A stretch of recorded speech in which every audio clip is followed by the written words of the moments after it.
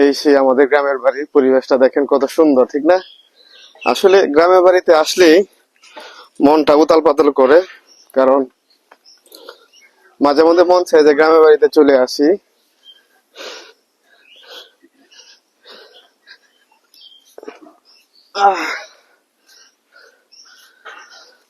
এই যে ছোটবেলা এই সাইড দিয়ে ছিল আমার দাদুর ঘর, এদিক দিয়ে ছিল আমাদের ঘর, আর এইখানে ছিল হচ্ছে আপনার আগের প্রত্যেকটা বাড়িতে কিন্তু আগলা ঘর হিসাবে আগলা ঘর থাকতো আর কি।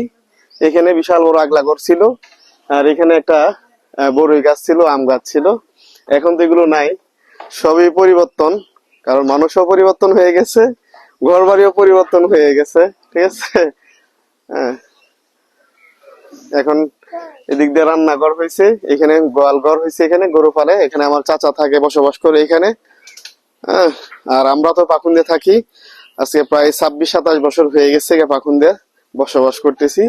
প্রতি সপ্তাহে কিন্তু গ্রামের বাড়িতে আসি, ঘুরতে আসি, এবং হচ্ছে এখানে জমা জমি আছে এগুলো দেখশন করতেও আসি।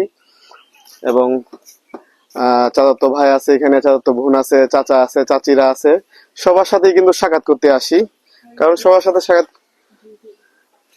এটা কি ফুল? এটা জুই ফুল, এই যে জুই ফুলের গাছ, ঠিক আছে।